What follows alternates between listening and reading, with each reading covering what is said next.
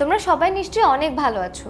আমরা একটু আগে কথা বলছিলাম যে আমাদের যে ছোট ছোট বাচ্চারা বিভিন্ন জায়গায় কাজ করে থাকে, এটাকে যে আমরা শিশুশ্রম বলি, এই শিশুশ্রম নিয়ে।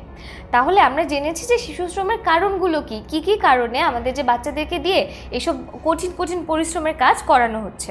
তো এখন আমরা জানবো যে এই শিশুশ্রমটা প্রতিরোধে বাংলাদেশে আইনগুলো কি এবং বাংলাদেশ সমর্থন করছে এরকম আন্তর্জাতিক সনদগুলো কি।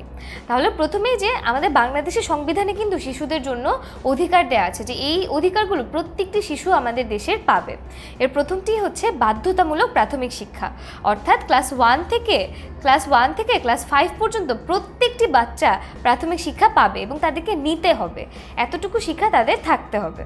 পরেরটা হচ্ছে আমাদের যে শারীরিক ও মানসিক প্রতিবন্ধী শিশু আছে তাদের জন্য বিশেষ ব্যবস্থা নেওয়া, এটাও কিন্তু আমাদের সংবিধানে উল্লেখিত একটা শিশু অধিকার। তারপর আমাদের সংবিধানে কিশোরদের বয়স সীমা নির্ধারণ করে দেওয়া আছে, সেটা হচ্ছে আমাদের দেশে 14 থেকে 18 বছর বয়সী সবাইকে বলা হচ্ছে কিশোর, এবং 14 বছরের কম বয়সী সবাইকে বলা হচ্ছে শিশু, এবং তাদেরকে দিয়ে কোনো ধরনের কাজ করানো যাবে না। অর্থাৎ 14 বছরের কম বয়সী কোনো শিশুকে দিয়ে কোথাও কোনো ধরনের পরিশ্রমের কাজ করানো যাবে না। আর 14 বছরের যারা বেশি তাদেরকে বলা হচ্ছে কিশোর শ্রমিক, এবং এই কিশোর শ্রমিক নিয়োগ করার ক্ষেত্রে কিন্তু একটা রেজিস্টার্ড ডাক্তার থেকে ফিটনেস সার্টিফিকেট সংগ্রহ করতে হবে। এটা ছাড়া কোনো কিশোরকে দিয়েও কাজ করানো যাবে না, এবং এই ফিটনেস সার্টিফিকেটটা কিন্তু একটা রেজিস্টার্ড ডাক্তারের কাছ থেকে যে কাজ করাবেন সেই মালিকের নিজের দায়িত্বে এই সার্টিফিকেটটা আনতে হবে। এরপরে আমাদের যে জাতিসংঘ আছে, আমরা জানি জাতিসংঘ শিশুদের অধিকার নিয়ে কিন্তু অনেক বেশি কাজ করেছে এবং তার একটা শিশু অধিকার সনদ প্রকাশ করেছে 1989 সালে। এই শিশু অধিকার সনদে বলা হয়েছে যে স্থানীয় পরিস্থিতি বিবেচনায়, অর্থাৎ ধরো যে আমাদের দেশে একটা পরিস্থিতি যেমন আছে সেটা কিন্তু আমেরিকায় বা অন্য আরেকটা দেশে সেরকম নাও হতে পারে। এই কারণে প্রত্যেকটা স্থানীয় পরিস্থিতি বিবেচনা করে একটা শিশুর বা একটা কিশোরের বয়স, কর্মঘণ্টা এবং তাদের কাজ করা যথার্থ শর্তাবলী নির্ধারণ করে দিতে হবে, তাহলেই কেবল কাজ করানো যাবে। অর্থাৎ একটা দেশ ঠিক করে দিবে, যেমন আমরা একটু আগে দেখেছি যে বাংলাদেশে 14 বছর নিচে কাউকে দিয়ে কাজ করানো যাবে না, এরকমভাবে তাদের বয়স, তারা কতক্ষণ কাজ করবে এবং সেটার জন্য যথার্থ শর্তাবলীও ঠিক করে দিতে হবে। এছাড়া শিশুর সুরক্ষা নিশ্চিত করতে হবে, অর্থাৎ একটা শিশু যখন কাজ করতে যাচ্ছে তার যাতে কোনো ধরনের মানসিক বা শারীরিক কোনো ধরনের ক্ষতি না হয় এটা নিশ্চিত করতে হবে।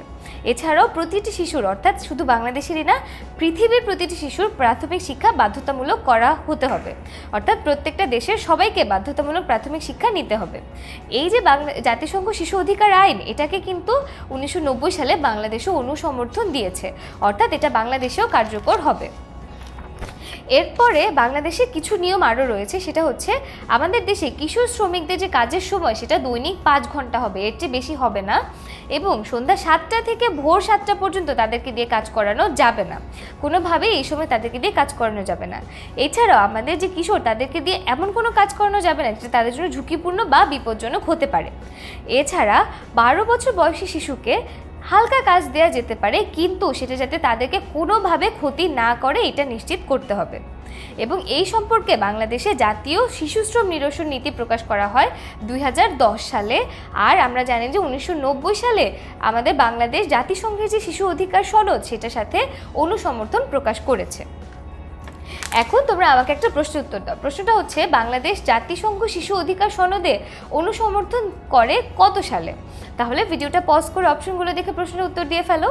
তো আমরা জানি যে বাংলাদেশ জাতিসংঘ শিশু অধিকার সনদে 1990 সালে সমর্থন প্রকাশ করে, এবং এটা ওই শিশু অধিকার সনদে যেসব অধিকার বলা হয়েছিল এগুলো কিন্তু বাংলাদেশের সংবিধানেও এখন উল্লেখিত রয়েছে।